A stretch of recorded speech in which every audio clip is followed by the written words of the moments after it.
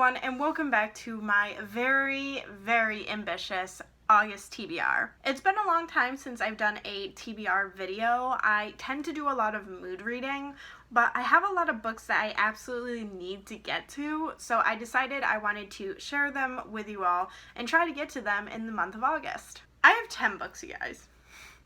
I normally only read like 5 or 6 in a month, and I want to double that. Am I crazy? I don't really know, but let's get into the books that I want to try to read in the month of August. So the first one that I want to get to is one that I actually already started. I started it at the end of July, but I want to finish it, and it is One by One by Ruth Ware. So this is a mystery novel, Ruth Ware's newest one, that is coming out in the beginning of September, I believe. So I got an e-arc of it from NetGalley, and I would really like to finish it. I'm about 60% of the way through it, and I'm like super pumped to finish this novel off. I am really enjoying it so far, and I think I know who the murderer is, but this is a murder mystery that is set on a mountaintop, actually at a ski resort, and after an avalanche, this group of business people, they actually went there for a business retreat. They get stuck in the resort and someone ends up dead. And then another person ends up dead. And then another person ends up dead. So there's a murderer among them, and they had to try to figure out who it is, as well as survive the cold that is happening around them. But yeah, I'm really enjoying it so far, and I hope to finish it in the month of August. The next one I want to get to is also a e-arc that I got from NetGalley, and it is Vicious Spirits by Kat Cho. This is the second book in the Wicked Fox, or the Gumiho trilogy series. Don't really know exactly what it is, but I did read Wicked Fox, and I did enjoy that one, so I wanted to read the arc of it, of the next one, and see what I think. And this one comes out, I believe, the 18th of August, so I need to finish it in the beginning of August and get my review up on Edelweiss and NetGalley and all that kind of good stuff. So I do want to read this one and see what I think about it. The next book that I want to get to is actually the August pick for the Space Sirens book club that I'm a part of, and it is The House in the Cerulean Sea by TJ Klune. This is a fantasy novel that's kind of like a lighter fantasy novel. I don't think there's too much like epic things happening in it, but I heard that it's supposed to have really good representation. Other than that, I have no clue what this is about. I did find an arc of it from my job. It was still there at my job, so I just snagged it so that if I do enjoy it, I can purchase my own copy, but I am going to be reading the arc of it. But I'm super excited because people seem to absolutely love this one. I can't give you too many details on it because I don't know what it's about. I actually don't really want to look on the back too much, but it's supposed to have some good representation, and I'm super excited for it. The next book I want to try to get to is one that I don't actually own yet. I am waiting for it to come into the mail, and it is Rage of Dragons by Evan Winter. So this is a adult high fantasy novel that has been getting rave reviews. I know that it's supposed to be, I think, West African inspired, but people compare it to Game of Thrones a lot. And I'm just really intrigued by that, and I'm excited to see other, representation and other cultures represented in high fantasy. I don't know anything else besides that. It is just one that I've been eyeing for a long time, and finally a bunch of other booktubers and I decided we just wanted to read it, and we all happen to be reading it in August, so we're kind of doing this like impromptu buddy read, which is super exciting. And I can't wait to talk to them about this because I have a very good feeling I'm going to absolutely love it. So this is one that I want to get to. It is a high fantasy novel. I think it's about like this big. So it's kind of going to be a little difficult to get through, but I'm excited either way. The next 3 books are all ones that I need to read for a video that I'm doing, so you're kind of getting a little sneak peek into that video. But the first one is The Red Tent by Anita Diamant. This is historical fiction, follows a young woman named Dina. Yes. It has a lot of biblical references in it, and I did watch, I think there's a movie of it, or a TV show.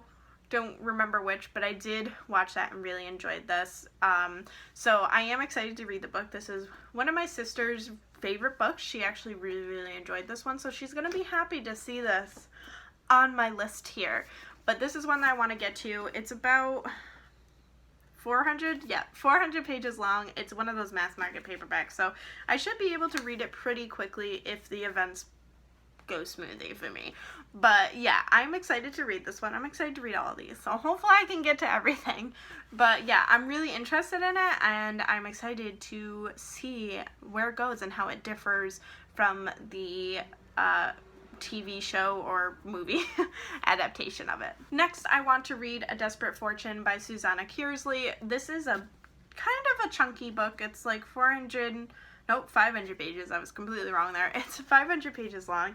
It's another historical fiction and another one that my sister really enjoyed. I believe there are 2 timelines. There's one in the past and one in the present, and there's a lot of like journals and references, but it follows 2 different women, I think. It is about, I believe, a code breaker, let's see here, named Sarah, who needs to decipher this journal from a Jacobite exile, and that exile is named Mary. So we're going to be following Mary's story as well as Sarah, who is revealing Mary's story.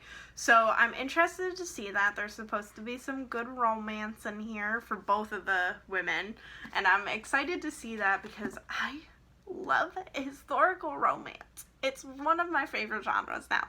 But yeah, I'm excited to get to this one. Ooh, 2 women divided by centuries, forever changed by a clash of love and fate. I'm excited. Next book is gonna be a little bit hard. It's going to be a little difficult, but it is North and South by Elizabeth Gaskell. So this is a classic novel. I don't read a lot of classics, so this is going to be somewhat new for me, but I'm excited to read this one because I actually watched the TV show adaptation of it now I'm forgetting the actor's name, but he played Thorin Oakenshield in The Hobbit, and phenomenal. But I loved the show so much. It's pretty similar to Pride and Prejudice, so I'm very excited to read the book adaptation. This one's gonna be, like I said, pretty difficult to get to for me because it may not be super long. It's just under 400 pages, it looks like, but it is a classic, so it's going to take me a little bit of time to read and get through, but I'm excited. I'm just really looking forward to it. Hopefully I can get to this one. The next one I want to try to get to is The All-Night Sun by Diane Zena. So this is a book that a coworker of mine really enjoyed and has highly recommended to me. He has let me borrow his ARC copy of it. It's already out though, but it is just an adult fiction novel where a woman decides to go on a trip with one of her students to Sweden and during the midsummer holiday. When he first told me about this, I thought about the Midsummer movie, like the creepy, like, thriller one, and I was just like, oh no, this is not gonna end well. But apparently it's nothing like that. But yeah, he just did really enjoy this one, and he's been wanting me to read this, so I am interested to see my own thoughts on this. It is pretty short. It's like just under 300 pages, or just over 300 pages. So this is one that I'm gonna try to read on one of my Sundays, my days off, where I can just like fly through it and get it done. But yeah, I'm gonna try to read this one. And then the last 2 books that I want to try to get through, or as much done as I possibly can from them, are both ones that I've actually already started reading. I'm just kind of making my way slowly through them. But one of them is The Way of Kings by Brandon Sanderson. So this one I'm reading with a bunch of other people. I am far behind them though. There's like no way I'll be able to catch up to them. I just was always so busy that I just couldn't keep up. But yeah, I am enjoying it. I am absolutely loving it. It is one of those epic high fantasies that I struggle to be able to put down.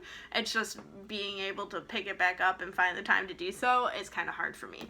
But I do want to get as much of this done as I possibly can, if not finish it.